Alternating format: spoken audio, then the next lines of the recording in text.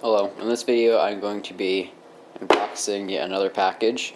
I'm not going to flip this over since my address is on the other side, so yeah, I'm just going to go ahead and open this up.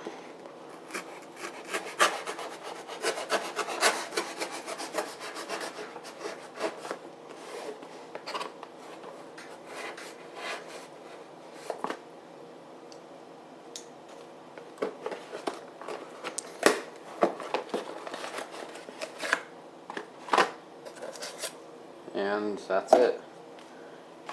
FireLite MMF-301 monitor modules. And these are the newer ones that are by Honeywell. I'm not sure if there's actually a difference in the product itself, but I have two of them here.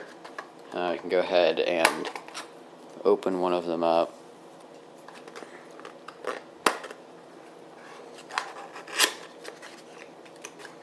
And here they are. As you can see, that's reset your address. There's 4 wires, 2 for the SLC loop and 2 for the device monitoring.